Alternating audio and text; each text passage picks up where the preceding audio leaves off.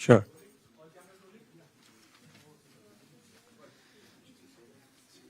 Kshitij, we'll have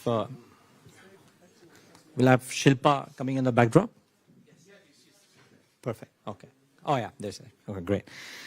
Well, hello everybody, and thanks so much for joining in. My name is Neeraj Shah from NDTV, and it's an absolute delight to be moderating this panel because it is arguably the biggest buzzword after Donald Trump in this year's WEF.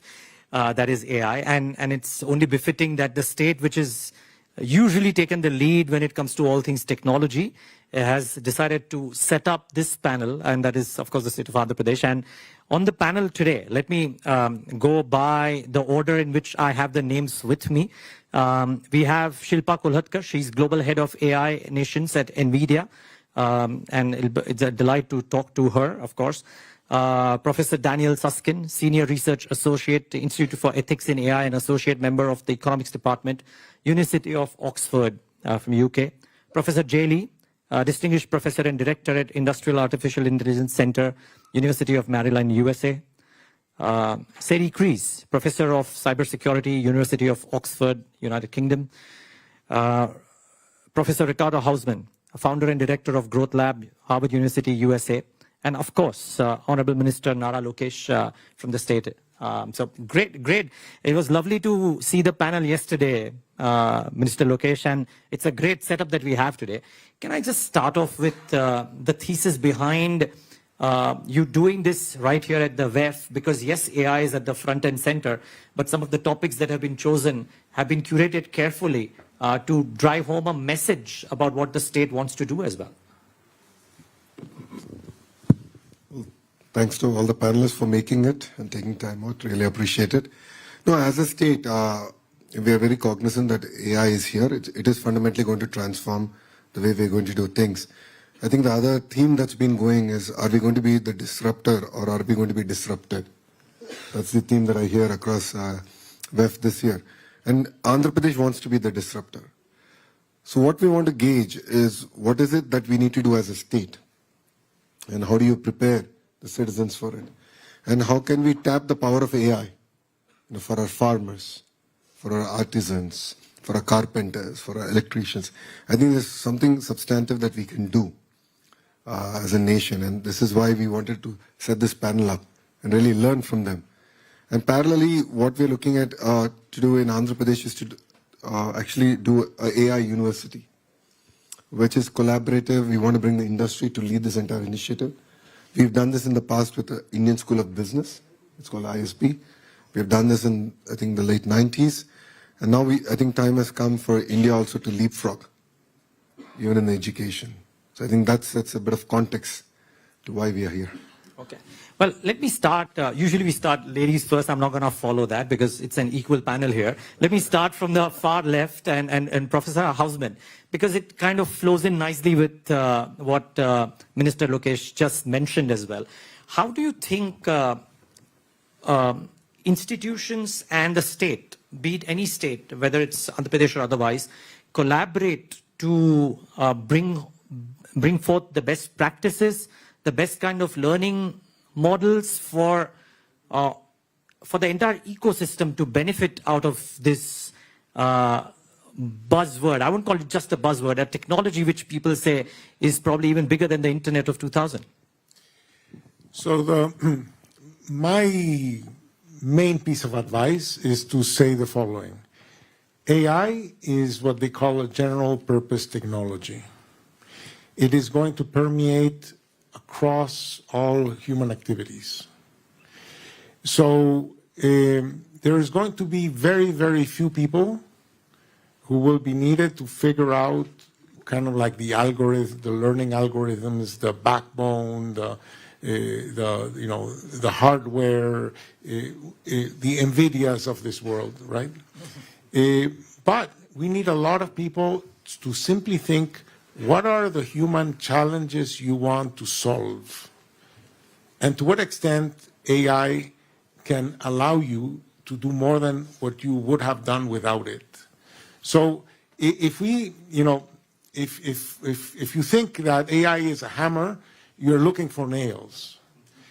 if we focus our attention on the things that really matter to us and be sufficiently cognizant of AI, we will be able to find killer apps for AI that have yet to be developed. You know, one of the reasons why there was a bust after the dot-com boom is because we invested a hell of a lot in the backbone and in the hardware and so on, and we didn't have the killer apps. That was before YouTube, that was before Netflix, that was before Amazon, that was before many, many things, right? So we are at that stage.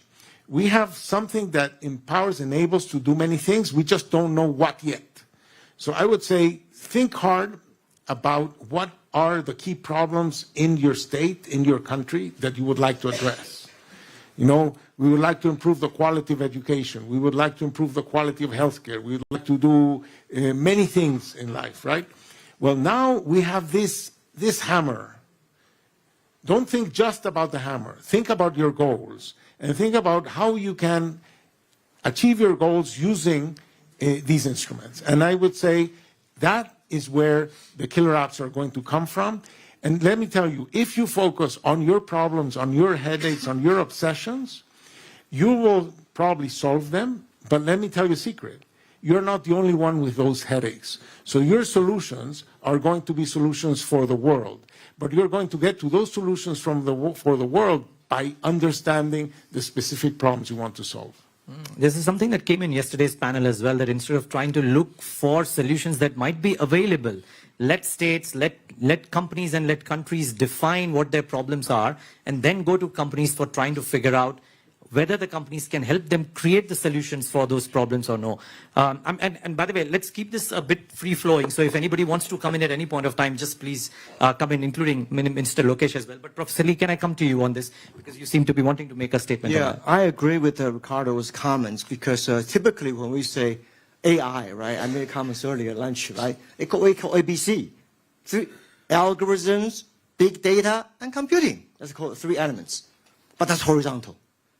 Vertical called domain, healthcare domain, energy domain, right? Semiconductor domain, etc., etc. So if you focus on one domain as a purpose, then you look for the problem source. Then you develop AI process. I call 3P.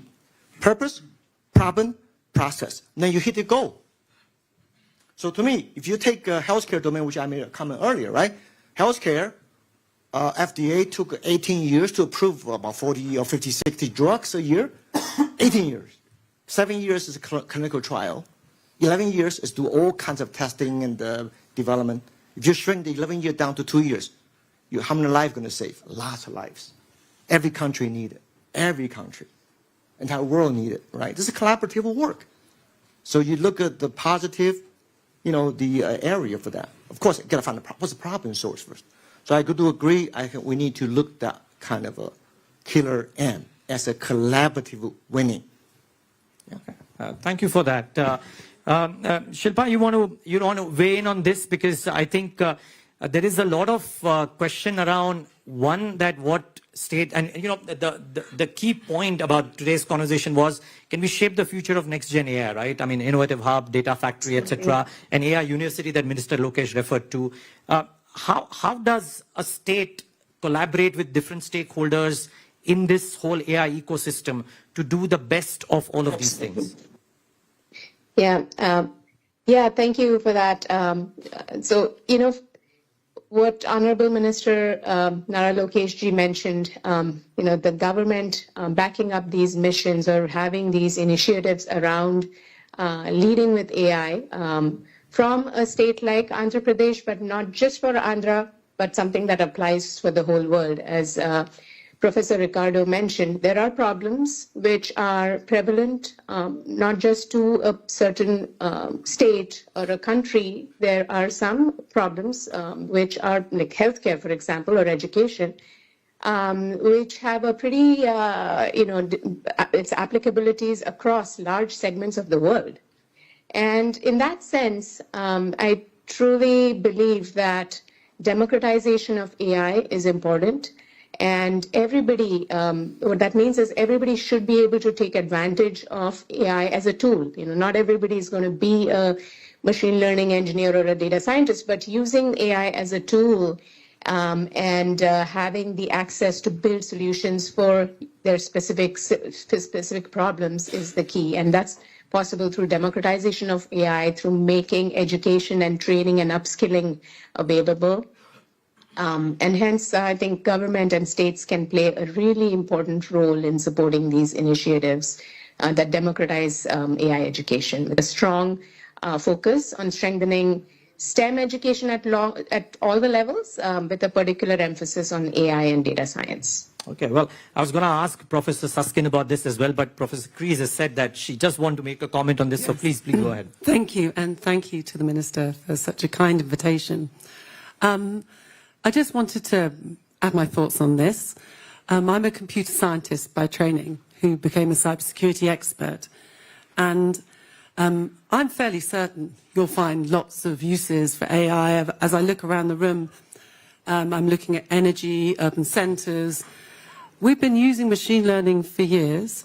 We know it can help us spot patterns in data that are really hard for humans to spot.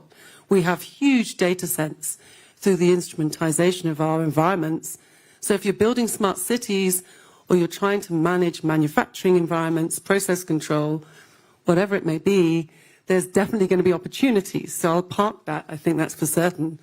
I just wanted to come in on the educational piece and to urge you to think about a principled way of building the workforce of the future. And it's one that I benefited from as a computer scientist, and it's this. Teach our workforce transferable technology skills. So when I was taught computer science, I didn't attend a class to learn a coding language. I attended classes to learn how to write good code that works as it should do, efficient code. And then I was taught how to learn any language, whichever language was the one that everybody wanted to use. And I think that principled approach should apply in AI. What we need is people that know how to collect data, store data, label data, manage the integrity of data that's going to be inside the training. We need to teach people how to write the inference engines, no matter what platform they're writing it on. Think about what it means to learn, to help a model learn. And then we need to teach people how you write good models for understanding the environment and the importance of the interface. We may find that in the state in the future, that when we go and look at how you're managing the green energy emission, that we'll go in and we'll see folks in immersive technology and they're interacting with visual interfaces. But underneath that, same model, same inference engine, same data, that might actually sit underneath another interface. And so I think there's such a huge opportunity, and it's a moment for us to make sure we don't get buried in the silos, that we take a principled approach, because then we can do the 3 Ps, no matter which of the verticals we're in. Yeah, and Minister Lokesh, I would like to come in on this, but after a comment from Professor Susskind, because he looks at this argument closely, if I'm not wrong, and I would love to understand from you, because something that I was talking to Professor Creed about, that the pace of development in this field is so rapid. What is it that, let's say, for example, an AI university that the state is thinking of can have as a necessary set of skill imparting that can help the students not just navigate through the AI challenges of today, sure, but over the course of the next few years, maybe? Sure. So I think when we think about skills in education, there are sort of 3 dimensions to this. The first is the what. What skills and what capabilities are we providing people with?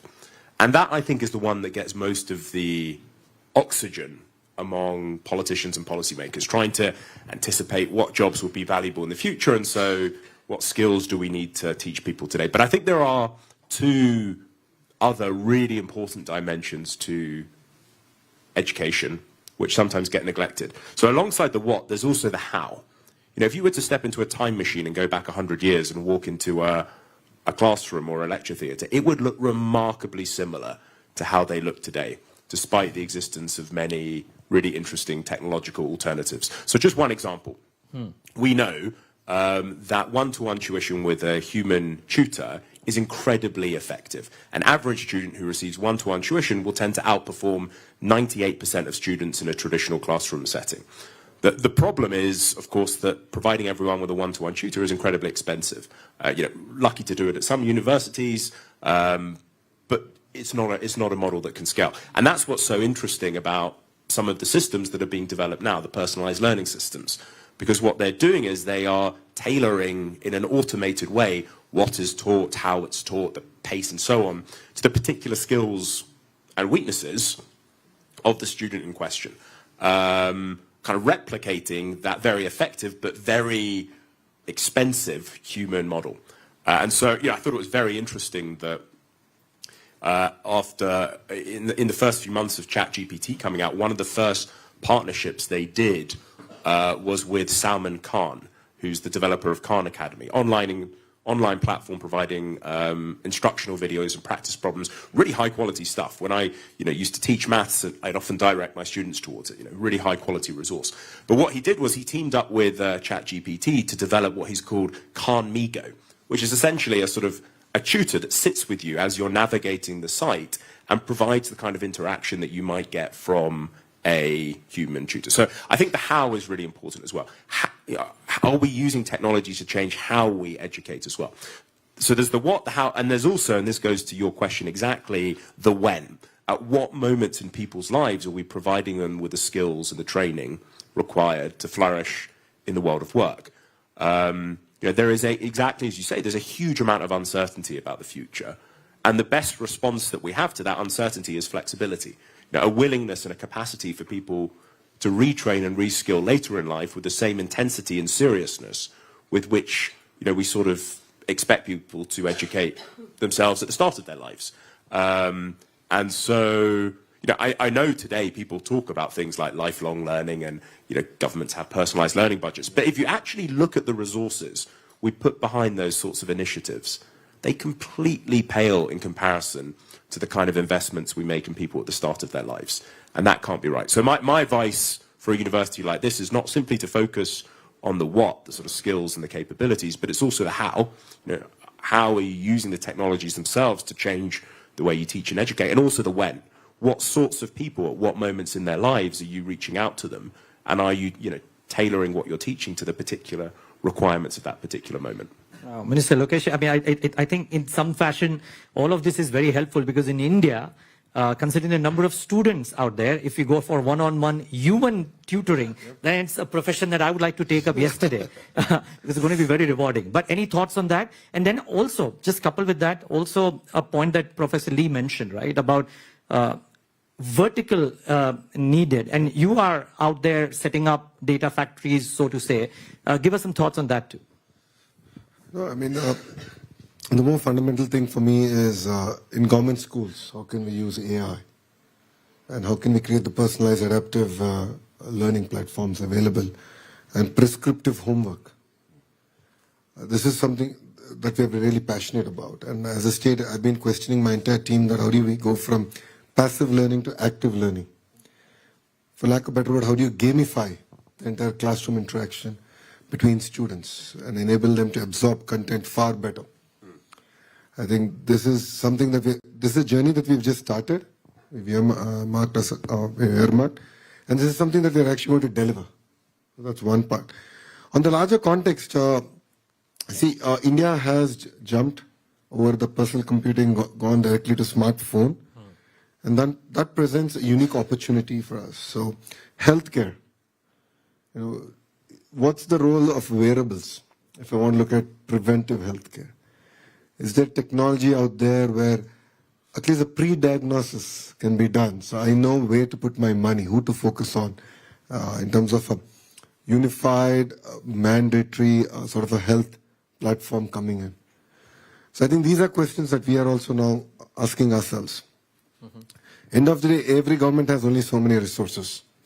And as you rightly said, it's about putting that money where it actually makes sense and where outcomes can be measured and outcomes will be actually delivered.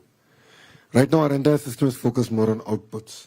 And that's what I think is resulting in the challenges that we're facing. Great. Okay. Professor Lee, can I come to you now?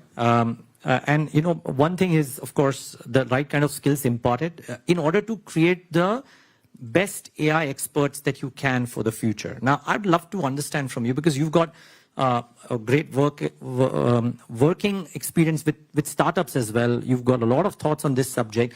What are the key elements or the critical elements for which would be very necessary for creating the right set and the right number of AI experts for the future, not just from an Indian or an Andhra Pradesh perspective, but in general? Well, one more interesting, create AI winner, not just an expert. AI winner, okay. So yeah, expert can be many things. Yeah, the expert sometimes is not necessarily a winner. So, well, let me put it this way. I like the term you call data factory because we are doing a data foundry at University of Maryland. So what a data foundry really is, because when you take the verticals, we have industry, you have electronic manufacturing verticals, automotive verticals, right? You have a lot of data people generate. But most of the data, they are maybe Excel sheet ready, but they're not machine learning ready. There's no background, no label. That's 80% of your work going to be. But if you have a data factory, you should have a good 3B. Baseline, background, and also good benchmarkable. I call 3B. If you have no baseline, no background, not benchmarkable, anybody can speak apple, orange, you cannot compare them. Number one. Number two, the teaching method. I like you say when, how, what, which is very good. But I think in industry, we're talking about industry, right? AI has to have economy, evidence, economic evidence. You cannot say AI for fun.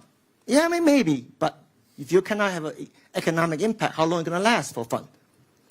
Well, first of all, the principle base, which anybody can teach, and every professor can teach principle. Second, we focus on practice based. We create data sets that are ready to be used. You can learn different tools. Could be simply like support vector machine, self-organizer map, logistic regression, blah, blah, blah, CNN, whatever, right? But third, problem-based. After you learn how to use the data, hey, go back to your own problem. Collect your own data. Oh, that's a tough one. Most people failed that third stage. I don't know what data. This is a company CEO. Hey, give me the data. What? I hire you to get data yourself.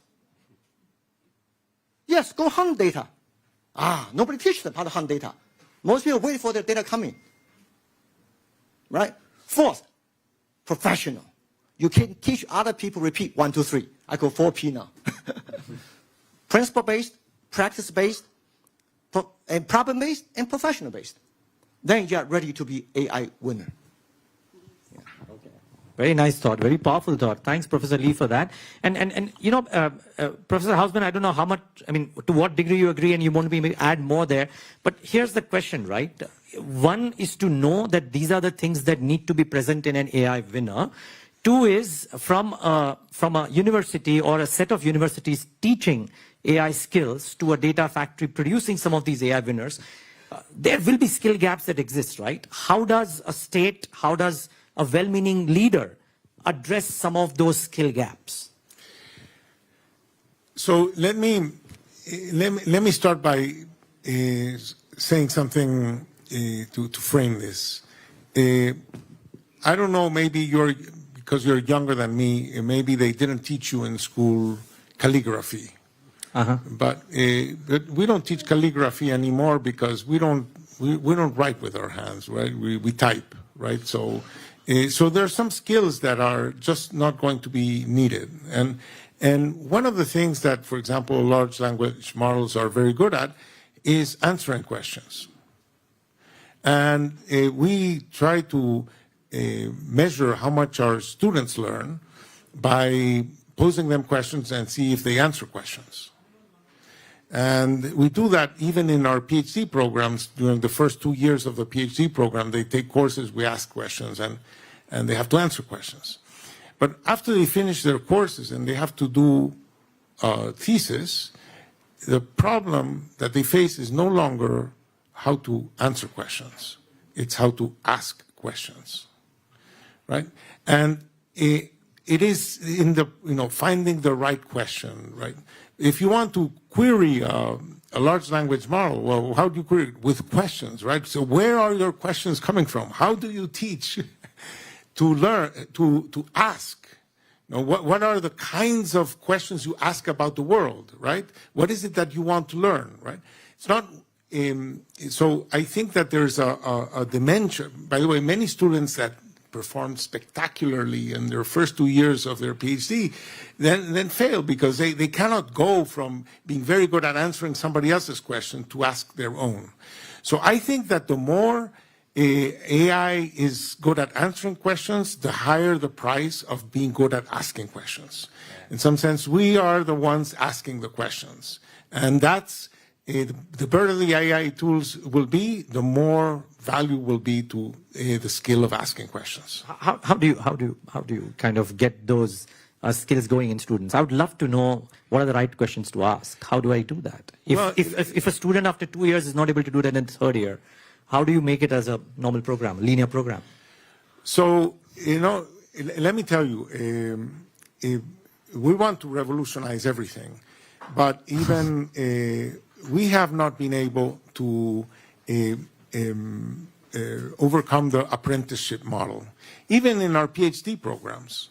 Okay, we put them for 2 years in school. These days, a PhD in economics lasts 6 years. So 2 years in school, and the other 4 years, it's in an apprenticeship program where we don't know how to teach the stuff we do. The only thing you can pick it up by seeing other people doing, by trying to do it yourself. So it's an apprenticeship model. And I would even criticize my own profession, saying, you know, even when we teach economics, we teach, say, models, and we teach how these models can answer what-if questions, right? But when you go to the world, nobody tells you what the model is. So you have to figure out, you know, there's this, you know, I don't know, the shoe hurts, etc., but I don't know what the model is. I don't know what the data is. I don't know what the problem is. I have to figure it out from scratch.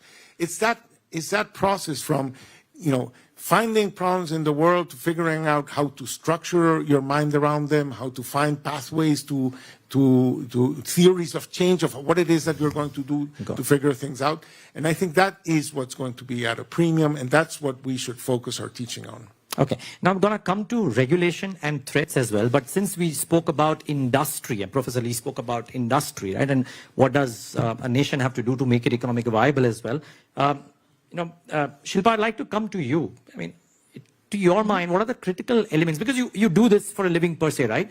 What are the critical elements that a state like Andhra Pradesh, for example, has to do in order to create a thriving AI ecosystem, which is, one, fundamentally sound, having the adequate skill sets for people, at the same time, economically viable as well?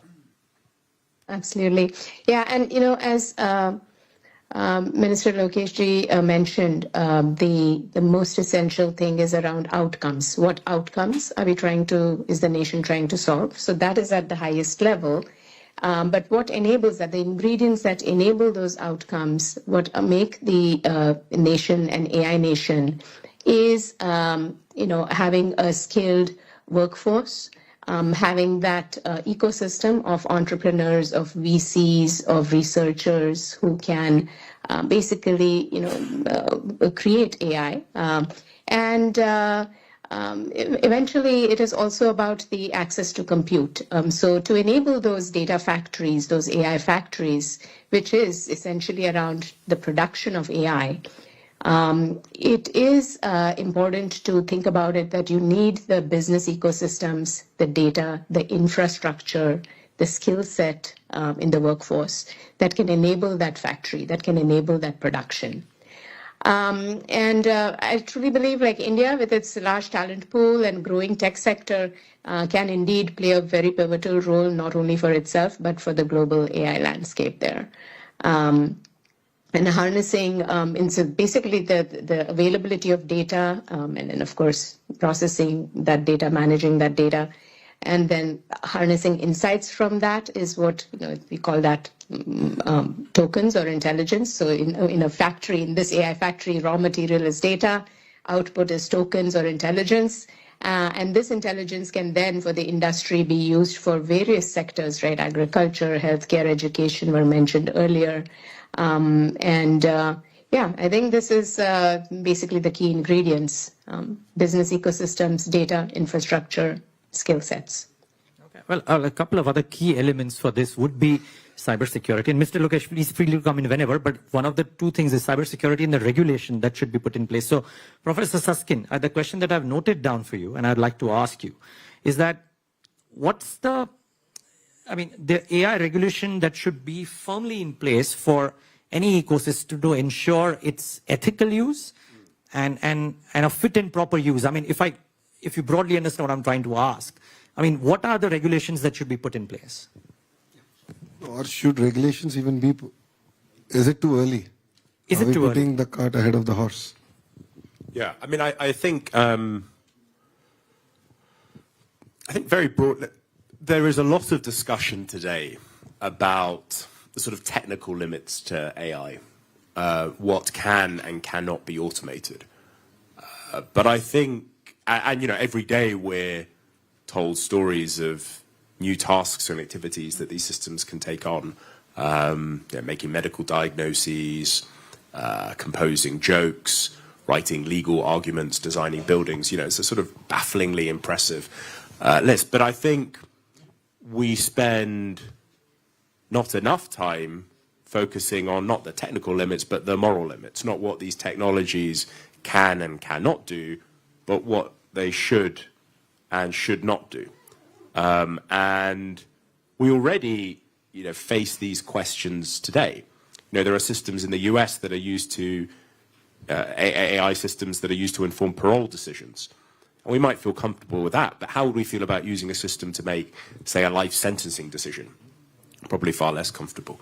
There are systems in the medical setting which, as I said, can make medical diagnoses, and we might think, that's a terrific thing, but how would we feel about using a system in a hospital to decide whether or not to turn off life support systems based on, all the available data about, scarce beds, vitals, demand, and so on? Probably far less comfortable.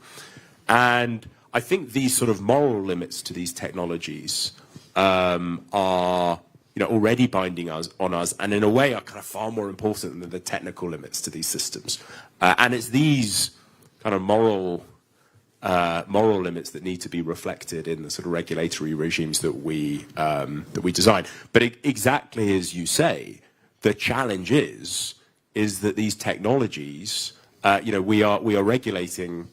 If we attempt to regulate, we are going to be regulating something that we don't quite know what it looks like.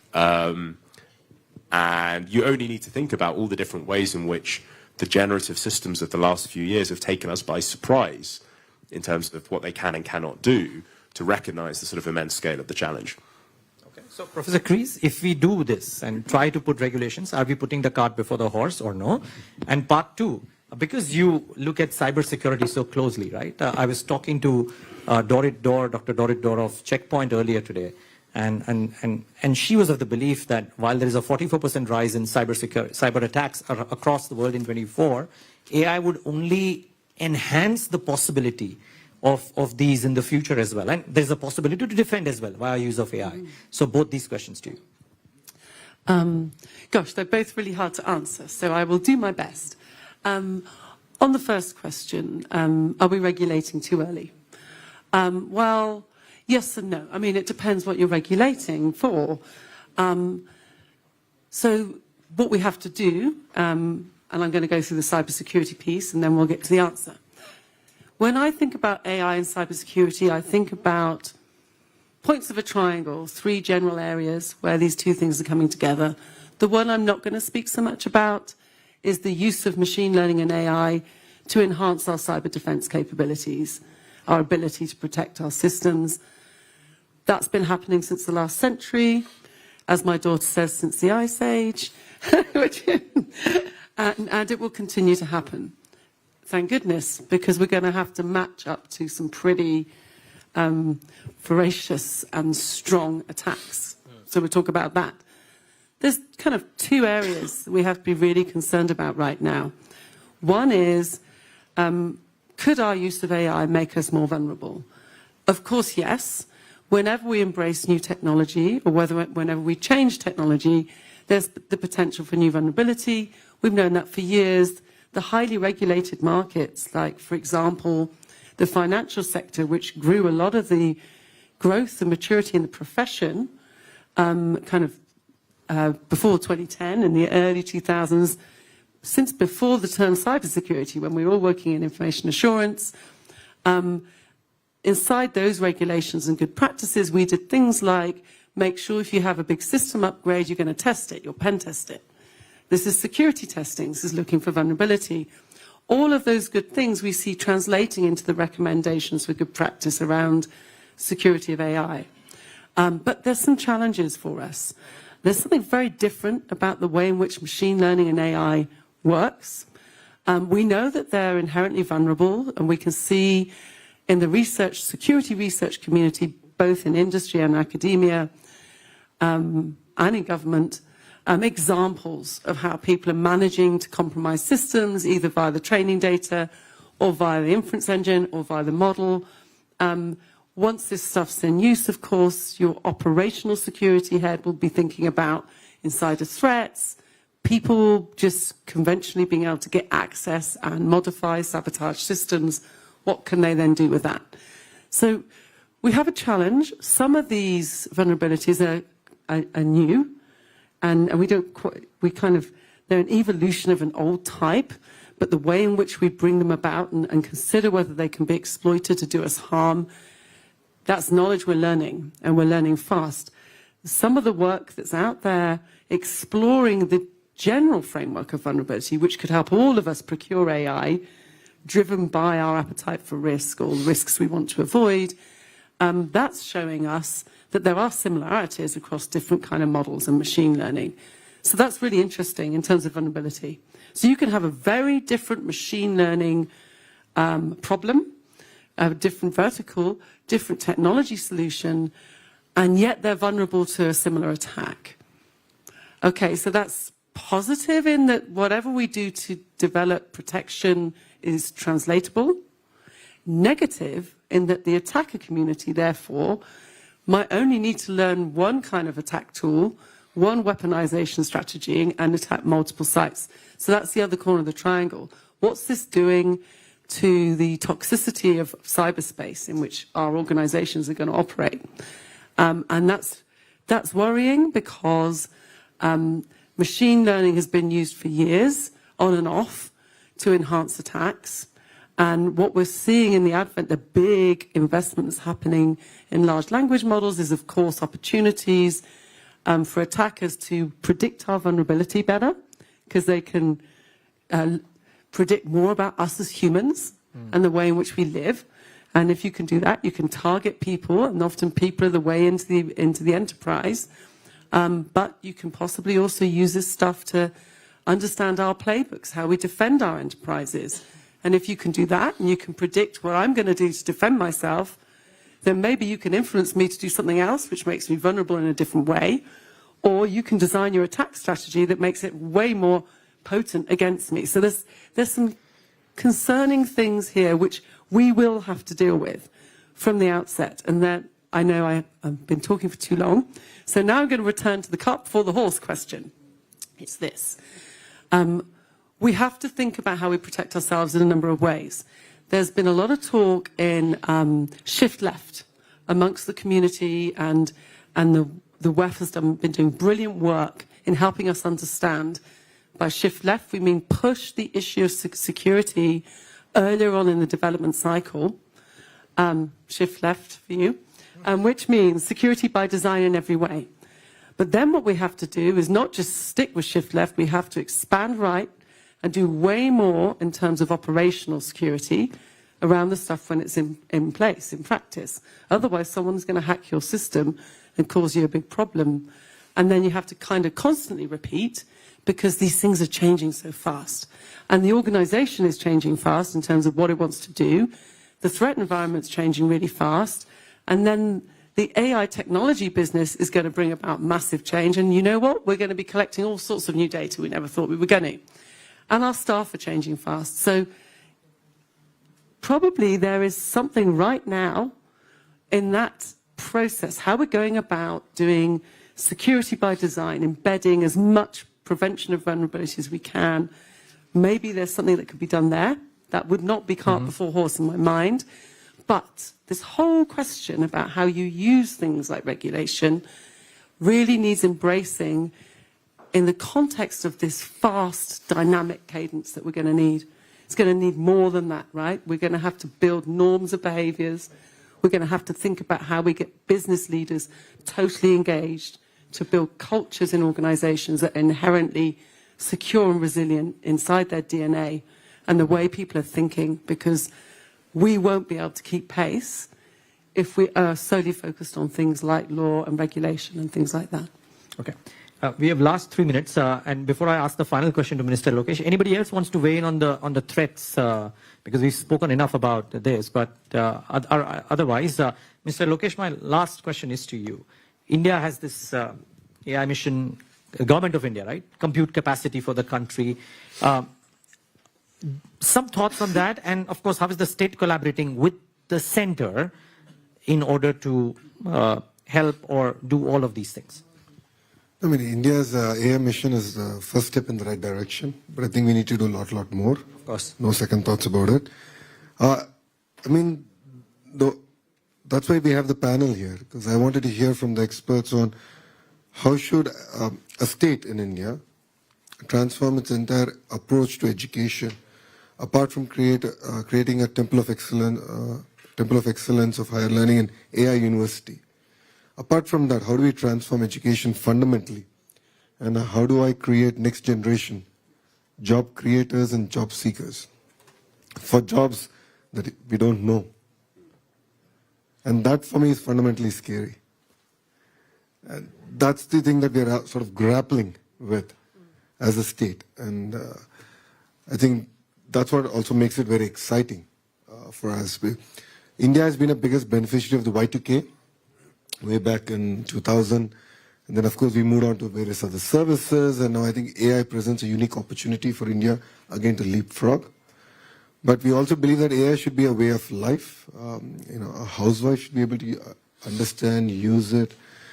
As I said in my opening remarks, a carpenter, a student for better understanding of concepts. Politicians should ethically use it. We've seen deep fakes coming in with generative AI. We've seen it especially in the last elections.